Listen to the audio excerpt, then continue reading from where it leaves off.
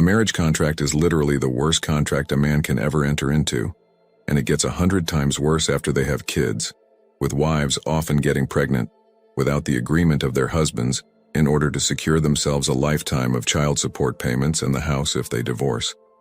The reason why many men choose to not get married in today's society is to avoid the almost inevitable divorce that comes with several major problems. This makes getting legally married simply a very risky undertaking, without any real benefits to men, outside of religion, and puts men at risk of losing both their financial and mental health. Men are choosing to opt out of marriage since it's a much better way of protecting yourself than relying on a prenup. Especially since family courts tend to greatly rule in favor of women.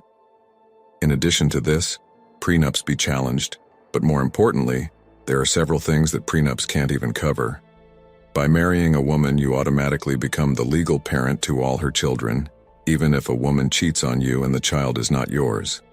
This makes you financially liable for child support for at least 18 years or longer, if it's in the best interest of the child. Somehow, I get the feeling that many people get married without really knowing their spouses. Marriage is a legal and business contract where you integrate just about all aspects of your life. But here's a perspective that many don't have. If you have a lot of money, then getting divorced hurts you less compared to if you are an average guy. If you have 20 million and you lose half in a divorce, you are still rich. If you are an average guy and your ex gets 40% of your income for child support and alimony, then you are sleeping in your car. In the end, it comes down to the fact that males struggle to satisfy their biological urges, and women are doing nothing to change it. As an example, the indigenous couldn't accomplish much with their spears and wooden arrows when the white European settlers arrived in North America and began to use their cannons and rifles against them. They were at a disadvantage. That's the situation men face in marriage. The whole legal system is designed to fire bullets at them, while they're only given sticks to defend themselves. At the point of exit or divorce, women have a distinct upper hand in the intimacy marketplace, and the only way things will get better is if the guys are also given incentives. In order to address this issue, men must be offered incentives during this process if we want things to get better, and for men to not avoid marriage in our society. In reality, the importance of marriage varies from person to person and is influenced by cultural, societal, and individual factors. From a man's perspective, marriage can offer several benefits, including emotional support, a life partner to share experiences and memories with, financial stability through shared assets, and joint decision-making. It can also provide a sense of responsibility and commitment, as well as a deeper sense of purpose and fulfillment.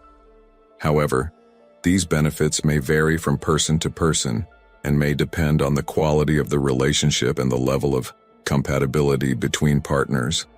Simply put, men marry for intimacy, social value, feminine comfort, and purpose, which is to be a provider. But when they don't get intimacy, or they don't get that warmth and comfort they need, they start to avoid it. They start to avoid marriage when they don't really need to be a provider because women are providing for themselves. They're decision makers leading the biggest public and private organizations. Now, I'm not saying that I don't support or appreciate women being in leadership positions. I totally do, and good for them, I guess. But when it comes to marriage, the changing roles of women and men have led to the changes that now exist in the concept of marriage. Previously, men and women married at a marriageable age when the woman was in her fertile prime and needed a man to start a family with. The man at that time was expected to provide for the woman, give her a home, and help her raise the children. Now, when the woman does not need a man to provide for her and does not want to have children in her fertile prime, she chooses to spend that time chasing the corporate dream that the woke feminists shoved on her and conditioned her to pursue. Not only is marriage a disaster waiting to happen for men on a financial level, but the toll on your mental health is and should be a major concern. Personally, I just felt so exhausted mentally more than physically during my marriage, and the thoughts of deleting myself were numerous. Now I'm feeling so much better. And those thoughts don't exist anymore. I just feel so much better about my life now. No depression, aggravation, or frustration dealing with a lunatic. And she started off, well, it just goes to show they will change and not for the best. What sane man wants 100% risk and 0% rewards that come with the marriage contract where the wife is incentivized to divorce for money and assets? Marriage, and for that matter dating, are losing propositions for men, and men in ever-increasing numbers are walking away from both. The practice of courting, having a relationship, and marrying does not make any sense anymore. It is a practice that we inherited and need to abolish to supplant it with a better model that reflects present reality. Marital intimacy is especially unsatisfying, since who wants to sleep with a woman you just got finished arguing with or has to run off to a business meeting when you are done? No, fellas, don't get married for bedtime intimacy. She'll disappoint you in more ways than you can imagine, and that's because marriage to her is a business, generally speaking. She doesn't really love you. Chances are she's got the hots for that Chad or Tyrone she works with at the office, not you. Save yourself a lot of money and frustration. Consider going your own way. There may be a few exceptions to the above scenario. A limited number of genuine women still exist. Also, family law has really advanced to the point where it is very high risk, but a poor return for men, and low risk, but a great reward for women, particularly if they want to leave it. In fact, 80% of divorces are initially started by women. Quite a bit of them pre-planned for financial reasons. We all understand that even half of the divorce is pretty much the end of it all. As a result, if you find yourself in a married situation, and it doesn't even have to be marriage, the state will recognize that as a common law marriage, even if you live together for a sufficient amount of time like in many Western countries. They will also regard your breakup as a marriage since, by law, they treat it as a marriage. It then includes child custody arrangements and marital assets that are intended to benefit women. This brings up another problem that males have. Why should a guy get married when they see so many other men lose their parental rights to women who don't care about the children?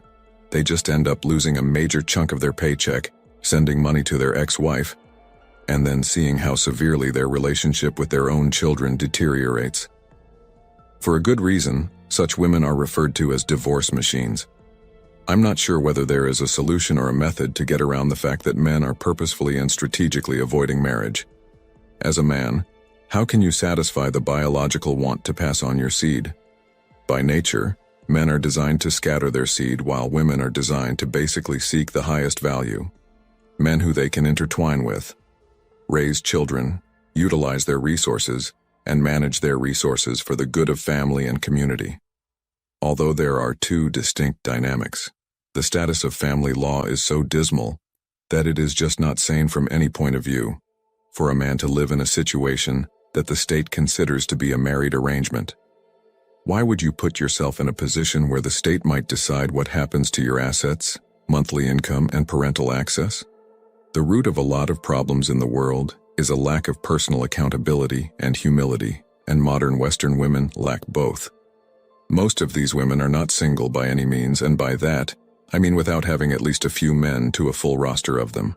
They're constantly out with different men, but the main thing is they're just being used for recreational fun. No man will wife up another man with a combative, self-serving attitude.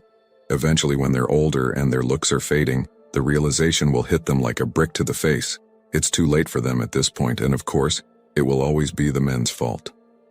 Guys, you don't have to settle for the table scraps from these modern women. Get your act together, grab a passport, and explore your options. I find it hilarious that women will choose the same type of man they complain about and think they have nothing to do with the man they chose. The good men are invisible to you because you obviously have a love-hate relationship with being toxic, and that's what you attract. Good men, and that includes the Sigmas and the Alphas, are avoiding marriage and women by choice. The reality? Women today are just not worth it.